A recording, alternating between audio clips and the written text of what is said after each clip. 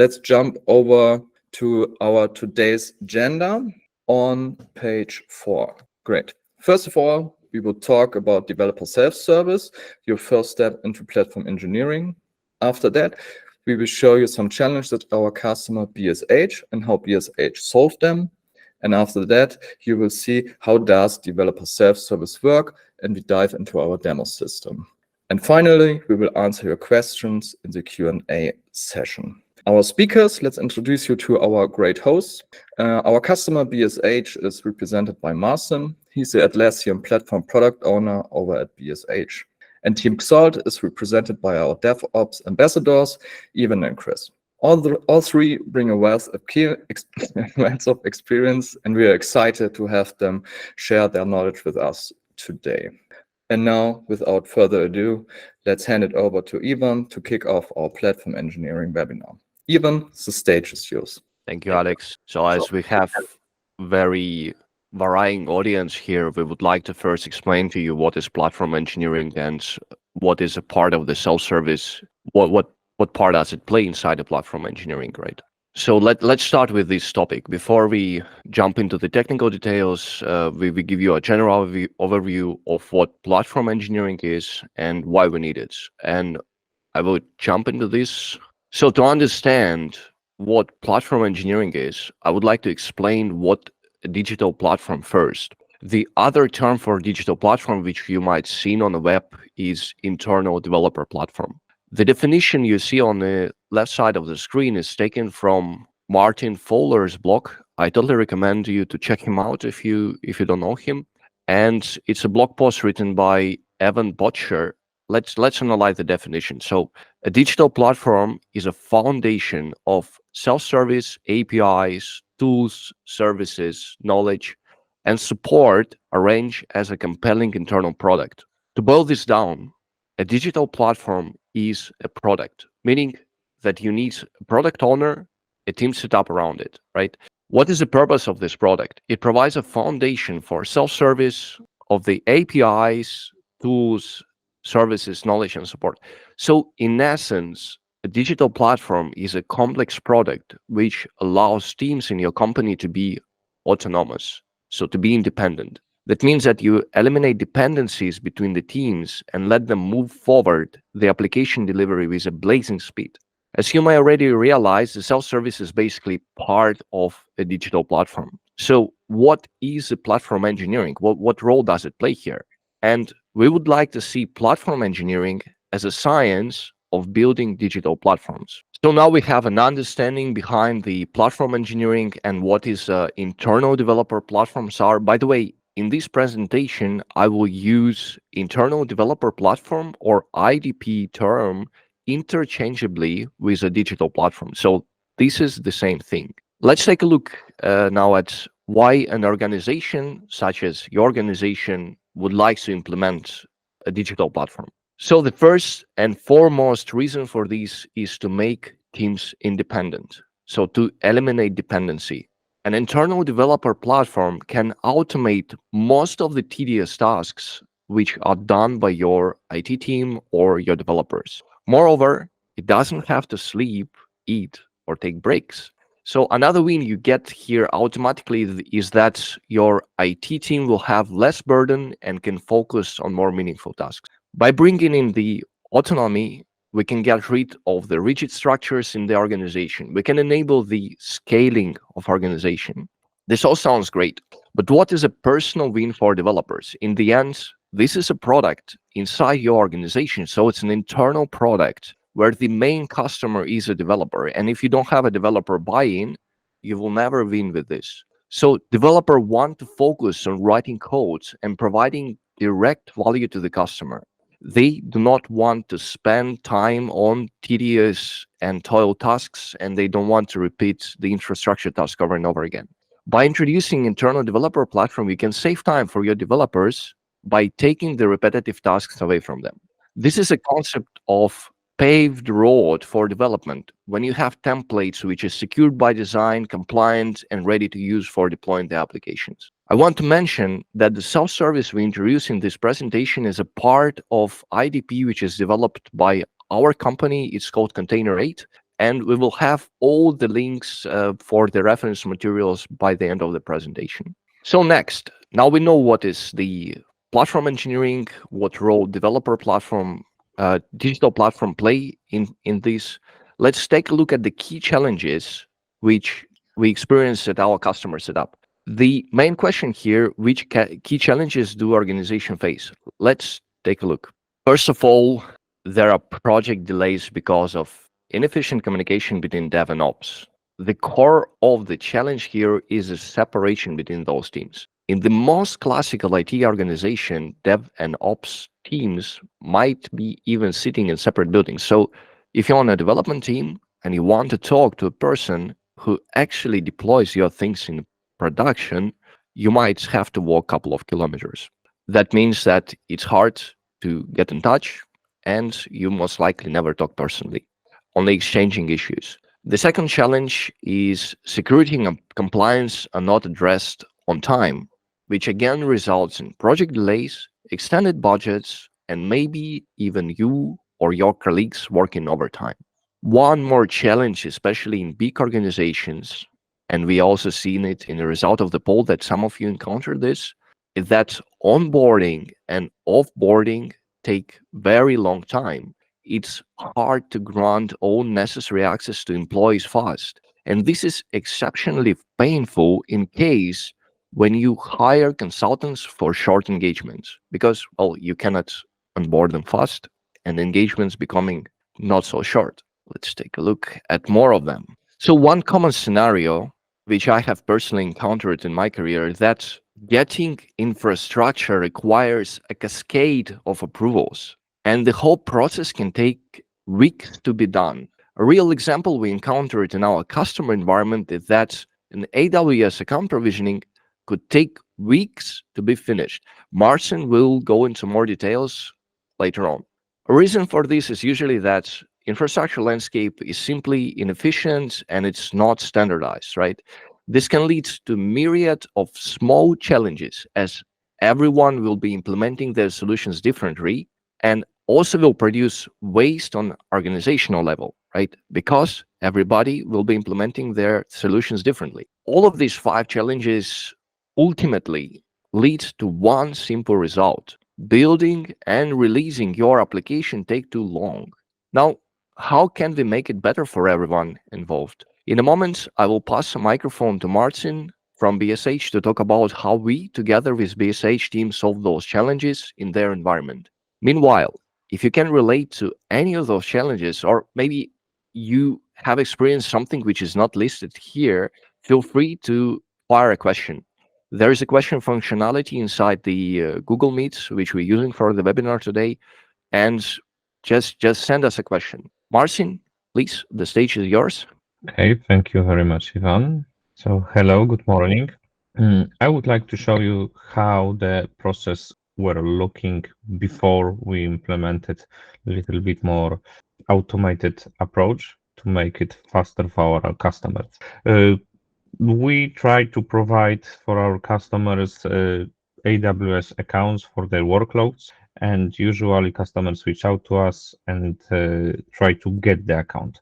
To get it, how it look like for normal cloud user. They have a need to create some kind of application, any workload on AWS. First, they need to go to our, let's call it IT shop, to create order for it. They need to fill the request. It was a little bit more complex, and they need to find the request first to be filled. They could fill it correctly, incorrectly, we had to align with them. And when they had all the data required successfully, the request was created in our IT shop. From the cloud engineering perspective, when they got finished correct request, they had to create it in our internal backlog inside of Jira and start working on it.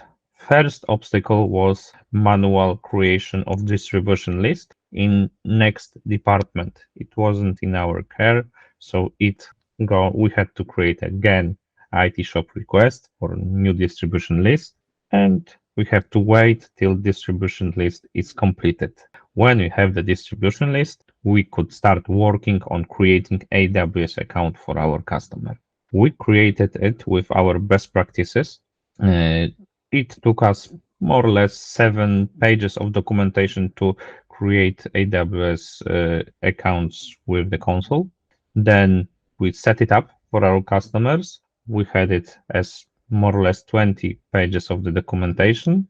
When everything is finished, we could go back to the customer with means of communication, and we had to update them via email, respond on this IT shop request, and finalize the creation of account. So to summarize everything, a customer had one point of contact from the IT shop. They have to find this request. The form was not so easy to fill. Then our cloud engineers has another point of contact. So this was a little bit problematic to track. A cloud engineer has multiple source of contact like AWS console, Jira, IT shop, and he has to handle everything correctly. This manual setup was a little bit more complex, and due to our best practices, newer employees had a little bit more problems to tackle while going through the documentation, and of course the manual approval process was implemented. Later on, we implemented automated way on Jira Service Management of creating those kind of accounts. We automated most of the things, created simplified requests for the creation of the accounts, and approval process was done by out-of-the-box functionalities provided by Jira Service Management. So the key results and what is the highlights of automating and implementing it on Jira Service Management was reduced time of provisioning this account to our end customers. Due to the complexity of deployment, and we have to wait for other departments to handle our request, it took weeks to be finished. Right now, we can have AWS accounts within hours, so it is very beneficial for us, and we can get started even on the same day when we see the need for AWS account. So it is improving our cloud transformation and our customer satisfaction for our services. Due to fast of this deployment, it will accelerate the innovation for our company, reduce burden of boring and more repetitive task for our cloud engineers, make them more happier. And of course, customers right now have one point of contact, engineers have one point of contact, and there is no problem with the communication. Thank you very much. If you have any questions, at the end there will be Q&A session. Thank you, Marcin. So now it's time to look into how this solution works technically. We'd like to see the self-service as a vending machine. You can see it here in the background. As a vending machine maintainer, you just need to program it to give the customers what they need. And you can fill it with any content you want. Let's take a look at how this works. The main part of the vending machine, which Marcin already mentioned, the core of what enables it to operate as a vending machine, is a Jira Service Management solution from Atlassian. In particular, we are using the approvals and automations from JSM to drive delivery of what the vending machine can offer. Let me guide you through the process. So first of all, the user navigates to the JSM customer portal where they will see the interface offering various services. I will give you a small overview of an interface later on, and also Chris will show you in a demo how it works in details. So for example, user will request an AWS account there. The user creates a request, and then the first step after the request is created, that request needs to be approved. The approvals are necessary, for example, due to budget allocation or security policies. You can build any sort of logic you want for the approvals depending on the business requirements you have inside your company. After approvals are done, a JSM automation kicks in. JSM automation will call a webhook which starts an external automation pipeline. I want to emphasize and distinguish here between the JSM automations, which runs inside Jira Service Management, and an actual automation which is outside and running as an external application. We will get to it in a moment, and which do the business logic execution. Now, before we go to see how the automation pipeline is structured, I want to give you a sneak peek at the JSM customer portal. On the left here, you see the customer portal interface, which is essentially the vending machine I mentioned here. You can populate it with any sort of request you want. On the right side is a form which user will see. I apologize. Which user will see when they are requesting a new AWS account. I will not go into the details here, as Chris will explain this in the demo. All right, now let's take a look at the automation pipeline. Again, this is a separate application running outside of JSM. So JSM request triggers an automation pipeline. First of all, after the trigger arrives and the automation kicks in, the automation will collect all the related issues using Jira query language. So it will connect to the JSM instance, grab all the requests created by the customers, and populate a queue with those requests. You might be pondering where this thing can be running. And in our case, we have used Atlassian Bamboo CI/CD server to run this automation.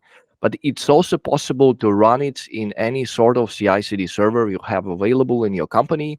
For example, in Jenkins, or you might use GitHub Actions if you have GitHub subscription. So when the queue is populated with those issues, they will be processed one by one. And for each issue, the automation will collect the data, so the information which was provided as an input by the user, and transform it into machine-readable data.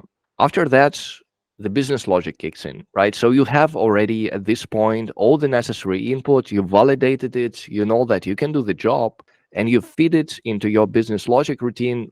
It will be the actual work of creating AWS account at this point. Now, this could be the final step, but this is not sufficient. First of all, the automation needs to inform the user where she can find the AWS account or whatever else was requested, and how she can access it. So all the necessary feedback provided to the user needs to be communicated back, right?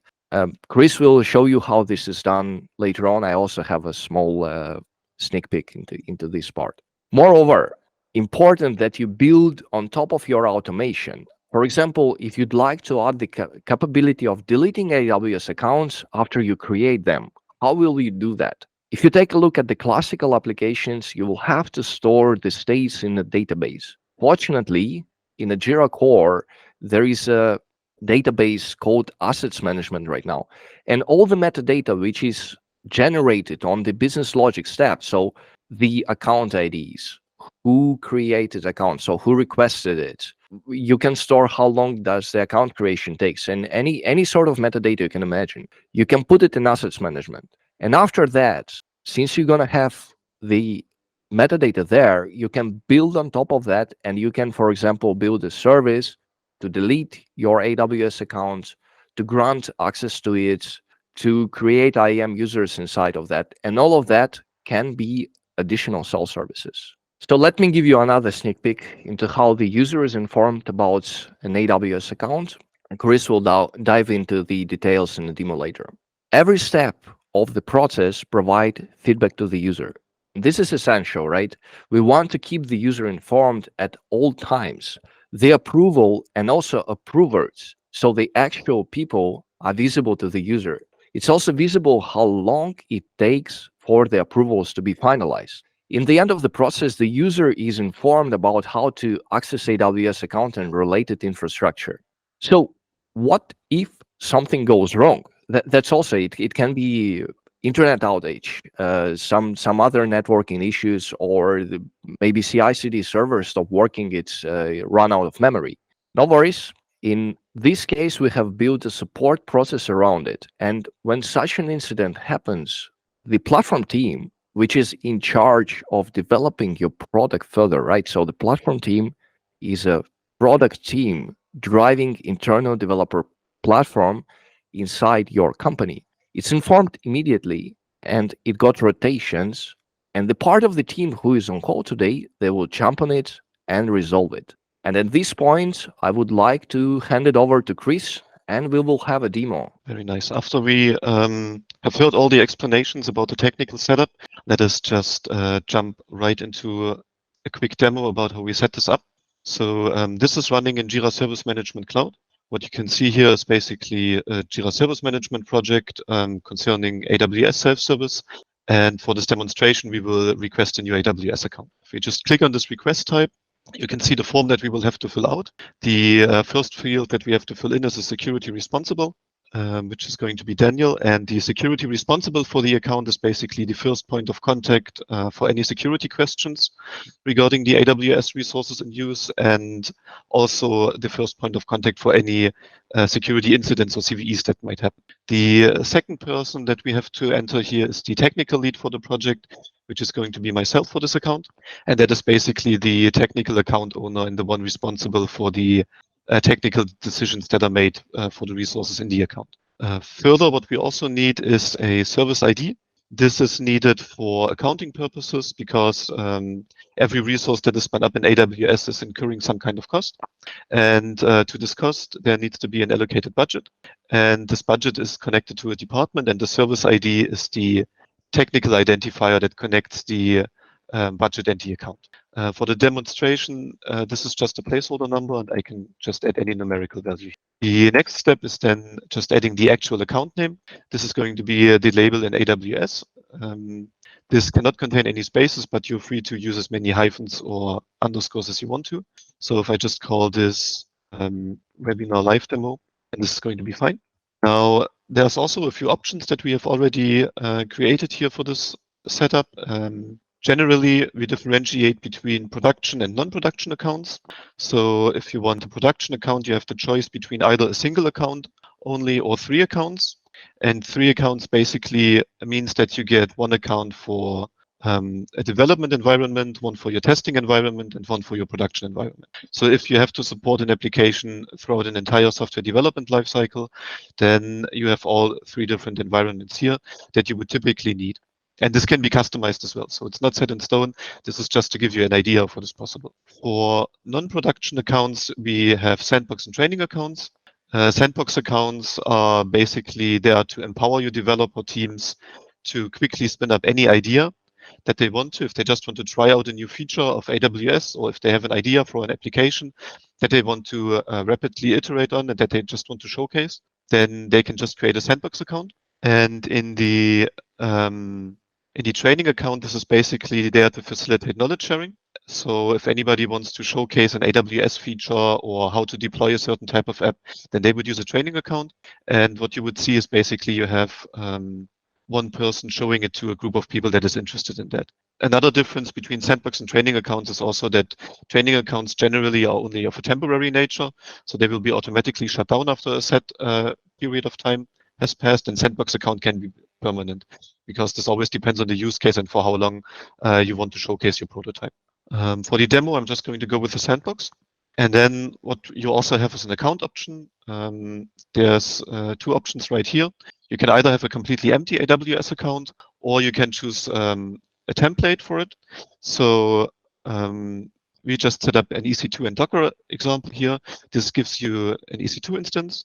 And in that EC2 instance, you will already have Docker installed and a Hello World minimal container setup that is just there to show you that you really have a new AWS account, and also that you can see that your application is actually live and reachable from the internet, which is just great if you want to really showcase that in only 2 hours, for instance, you have a live and production ready AWS account. So let me go with the template for this one.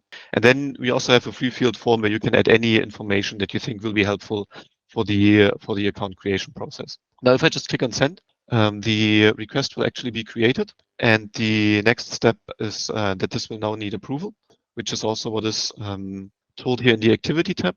Now, my colleague Daniel can just quickly approve this. And if I refresh this request afterwards, we can see that the status has already changed.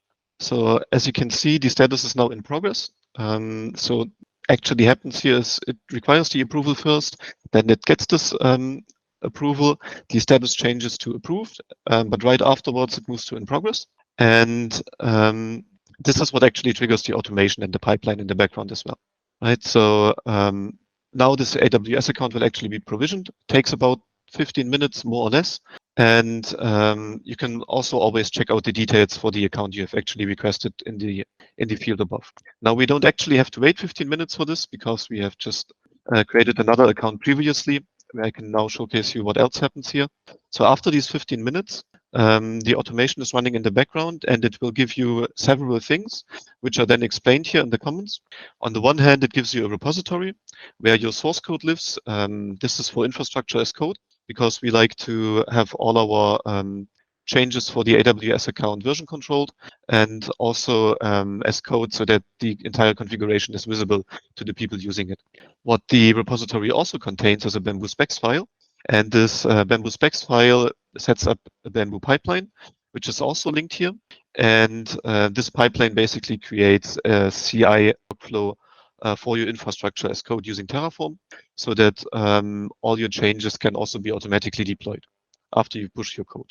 Finally, what we also see here is your login for AWS Identity Center if you want to check your account status and just see how things are configured overall. If all those things are finished correctly, then our request will be resolved and it will be done. Before I just quickly show you this ITSM24 account, let's quickly go over the metadata creation that Ivan talked about earlier. So for this request, the 24 one here, we can see that we actually add an AWS account object in assets here. And if we just click through to that, what we see is that there's a lot of different fields attached to this now. Right, so it has an ID on the one hand. It also has the account type option listed here that we have chosen, as well as the account type itself as a sender. What we also have linked here is the service ID for accounting purposes, as well as a link for another assets object for the repository in Bitbucket, as well as for the CI/CD pipeline in Bamboo. So as you can see, all the metadata is right here, which means if you want to build out your automation or if you want to change something about that, you can always do so later on. Finally, this is the AWS account login page where you can see all the accounts. And one of them is our ITSM24 sandbox account here. And if I would just click on Management Console, I would now jump right into the AWS account. And this gives you a basic overview of how you can get an AWS account very fast with an infrastructure as code setup and a CI/CD pipeline to deploy any changes. And also in what you would need to do to fill out the necessary JSM request formula to get your account up and running. Okay, with that, I think I can hand it back to Ivan because I'm now excited to see what's next and what else we can do with this. Thank you, Chris. All right, let's move on. So now I would like to take a look at where we are and where we can go from here. So let's imagine you are sort of in a known country, right? We call this country platform engineering. And here's a very simple map which shows you your surroundings. You can find yourself right in the middle with a developer self-service implemented. It's a part of internal developer platform. And the question is, where can I go from here? The ecosystem of platform engineering is huge. What you see here is only a part of it. What is also amazing is that Atlassian products cover many, many things in platform engineering. So now you are done with the self-service. What's next? Let me give you a couple of ideas on how you can improve the life of your developers. One essential part of a digital platform is knowledge as a service. And Atlassian Confluence can provide you a foundation to build knowledge learning platform in your organization. You can see here, right, it's right in the middle. I think that enabling constant knowledge sharing and exchange of ideas is one of the key factors to make platform engineering work in your organization. And it will not only help platform engineering, but engineering in general, because exchanging ideas is awesome and it also makes people happy because their work acknowledged. Let's take a look at another example. At one point, you will have so many templates for the various services, and you will have so many services owned by many teams because it's going to be very easy to spin them up. that you will simply lose track of it. It's nothing to worry about. Atlassian provides a solution called Compass. Here you can see this in the top left corner, which can help you to collect all of your services as well as the templates in one place. Because everything is gathered in a single place, Compass also facilitates inner sourcing culture inside an organization and enables knowledge sharing between your engineering team. There are many more things that can help you drive innovation in your organization and which can help implement, which you can implement inside a digital platform. For example, going multi-cloud. So if you start with AWS and you have a digital platform, you can extend it to Azure and you already have best practices for AWS. You can take a look. Can I have the same best practices implemented in Azure? You can implement gold standards for monitoring. So you can take a monitoring solution and create a template for it, which developers can use out of the box. You can onboard your engineering teams into SRE concept and put them in on-call rotation. Let me give you even more ideas. So with a digital platform, you will have a single pane of glass visibility on all of your financial reporting. This will make it easy to optimize the budget. With application templates, you will get secure, modern cloud architectures out of the box. In addition, the templates can be tested by your engineers to ensure the high quality and security of the solutions. Because the golden path is available, this will enable a short time to market. You just grab an existing template, you spin it up, and you are good to go with a new customer feature. You can also use it for innovation, experimentation, or, for example, for educational purposes, right? So you can transfer the knowledge inside a company. When you have all of this, it's easy to implement DevSecOps approach. So you can shift your security left into the development lifecycle while making your teams also responsible for production deployments and the reliability of the components they build. There are many more to come. You might ponder at this point, where do I even start? Remember, a digital platform is a product. You need to have a product owner for it and a product team who will drive this forward inside your organization. And most importantly, you need to have customer centricity, the customer always first, and you need to address the needs of your developers. With this, I will hand over to Alex. Alex, please, mic is yours. Yeah, thank you, Ivan, Chris, and Marcin for the valuable insights. And that's it. I have no more questions. Again, thank you all for your insights and, of course, your time. And yeah, till then, have a great day and a sunny weekend. See you soon, and bye.